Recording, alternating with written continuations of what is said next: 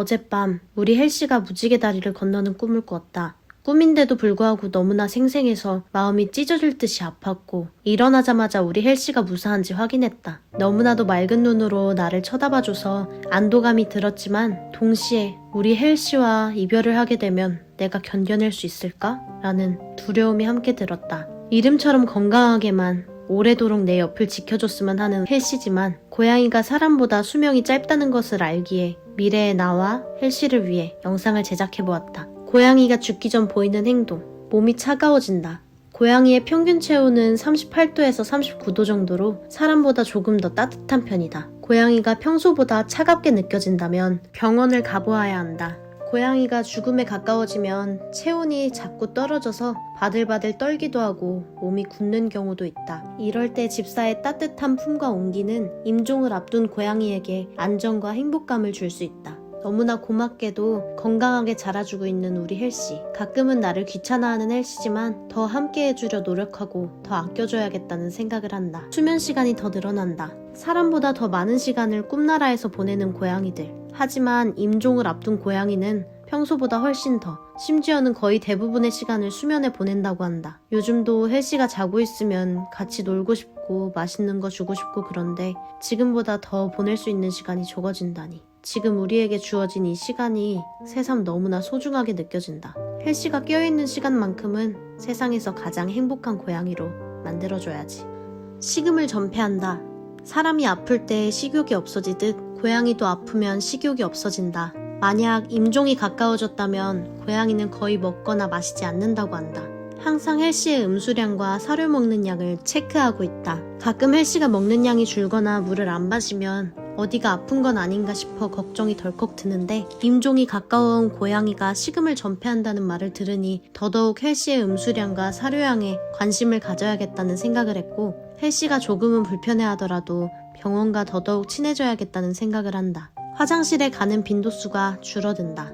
임종에 가까워진 고양이는 식음을 전폐하는 것과 함께 화장실 가는 빈도도 줄어든다. 먹는 것이 줄어드니 화장실도 적게 가는 것이 당연하다고 생각한다면 큰 오산이다. 이것만큼 확실한 적신호는 없다. 이런 신호를 확인하려면 평소 화장실을 청소할 때 고양이의 배변량을 체크하고 고양이의 식습관에도 관심을 가져야 하므로 많은 노력이 필요하다. 하지만 이런 사소한 노력으로 고양이와의 소중한 시간을 늘릴 수 있다는 생각을 하면 그 노력은 아주 당연한 노력이 될 것이다. 움직임이 줄어든다. 수명이 얼마 남지 않은 고양이는 평소보다 움직임이 많이 줄어든다. 평소 주인과의 사냥놀이를 즐기던 고양이도 임종에 가까워오면 아무리 낚싯대를 흔들어줘도 반응하지 않는다고 한다. 아주 가끔 퇴근 후에 너무 덥고 지쳐서 오늘은 조금만 놀아줄까 싶은 생각이 들기도 했다. 하지만 헬씨와의 이별을 생각하고서는 헬씨와 주어진 이 순간이 너무나 소중해서 조금이라도 더 즐겁게 행복하게 해주고 싶어서 자꾸만 낚싯대를 들게 된다. 그루밍을 잘 하지 않고 몸에서 냄새가 난다. 움직임이 줄어든 고양이는 그루밍도 자주 하지 않게 된다.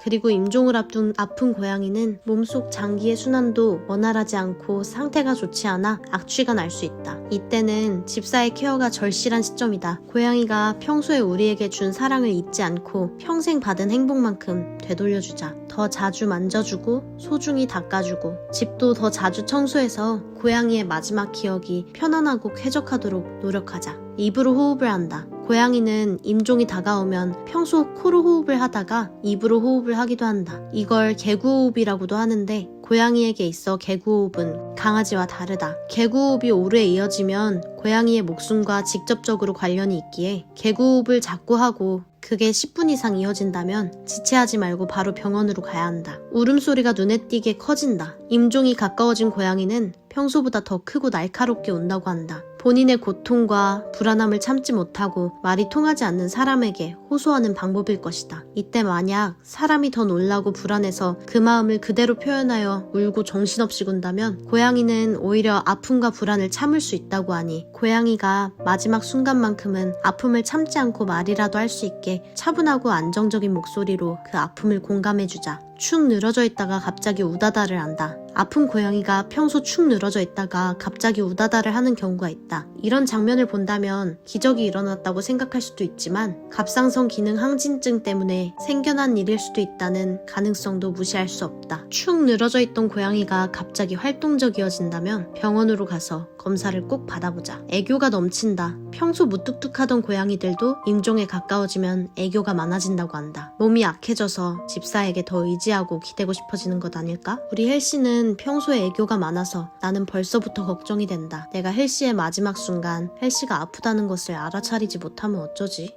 잘 보이지 않는 곳을 찾아 숨는다. 고양이는 야생 속에서 살 때 죽음이 다가오면 몸이 약해져서 천적으로부터 위험해질 것을 생각하여 적이 찾을 수 없도록 몸을 숨긴다고 한다. 하지만 그 본능이 아직 남아있어서인지 집에서 사는 고양이들도 마지막 순간이 가까워오면 집사가 보이지 않는 곳으로 자꾸만 숨는다고 한다. 나는 나중에 헬씨가 우리 곁을 떠날 때 마지막으로 우리를 눈에 담고 우리 품에서 편안히 눈을 감기를 바란다. 가장 추울 순간에 우리의 온기가 헬씨의 마지막을 감싸주기를 바란다. 눈물이 계속 흐른다. 과학적으로 밝혀진 이유는 없지만 고양이들은 임종이 가까워졌을 때 눈물이 계속 나고 눈 주변에 계속 눈물이 고여있다고 한다. 정말 참을 수 없을 만큼 슬픈 광경일 것 같다. 과연 어떤 말을 하고 싶어서 계속 우는 걸까? 고양이와 딱 한순간만 소통할 수 있다면 고양이의 마지막 순간 너무 고마웠다고, 네 덕분에 나는 세상에서 가장 행복한 사람이 되었다고 말해주고 싶다.